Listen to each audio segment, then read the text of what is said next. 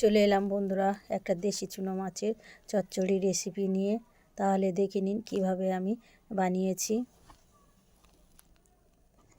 এখানে আমি দেশি চুনো মাছ দেখতে পাচ্ছেন নিয়েছি। মাছটাকে কেটে ধুয়ে পরিষ্কার করে নিয়েছি। লবণ হলুদ মাখিয়ে আমি মাছগুলোকে মচমচে করে ভেজে নেব। মাছগুলো সব উল্টে পাল্টে আমি ভালোভাবে ভেজে নেব। মাছগুলো সুন্দরভাবে আমি লাল করে ভেজে নিয়েছি। এবারে তুলে নেব। দেখতে পাচ্ছেন একইভাবে আমি সব মাছগুলোকে ভেজে নেব।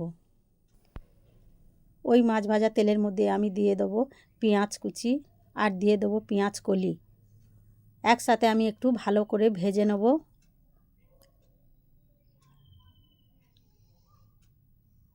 পেঁয়াজ কলিটা আমি একটু ভেজে নেব। ভেজে নেওয়ার পর এখানে আমি সরু সরু করে আলু কেটে রেখেছিলাম, সেই আলুটা আমি পেঁয়াজ কলির মধ্যে দিয়ে দিলাম। দিয়ে দেবো কাঁচা লঙ্কা কয়েকটা, দিয়ে দেবো স্বাদ মতো লবণ, দিয়ে আবার আমি একটু ভেজে নেব। এইভাবে কিছুক্ষণ ভাজবো যতক্ষণ না আমার আলুটা সিদ্ধ হয়।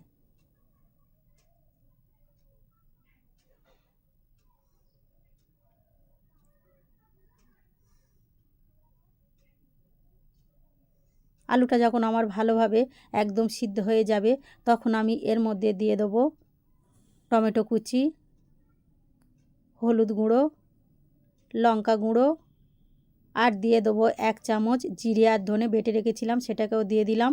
এবার সমস্ত উপকরণ আমি একসাথে ভালো করে কষাতে থাকবো।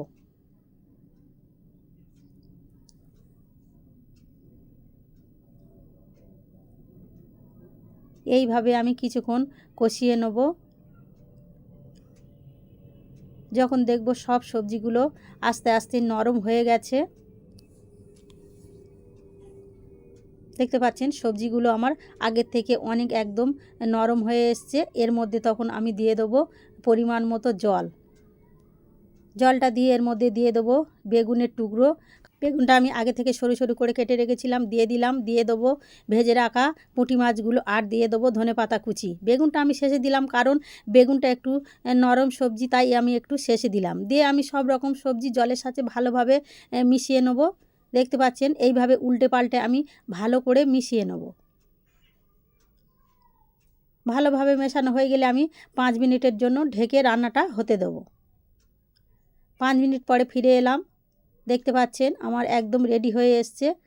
আবার আমি একটু উল্টে পাল্টে দেবো।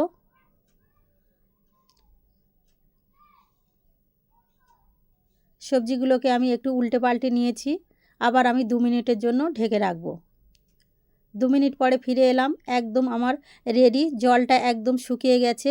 দেখতে পাচ্ছেন বন্ধুরা আমার দেশি চুনোর চচ্চড়ি একদম রেডি। বন্ধুরা আমার এই রেসিপি যদি আপনাদের ভালো লেগে থাকে তাহলে লাইক শেয়ার কমেন্ট ও সাবস্ক্রাইব করবেন। আর ফেসবুকে থেকে দেখলে আমার পেজটাকে ফলো করে পাশে থাকবেন। ধন্যবাদ।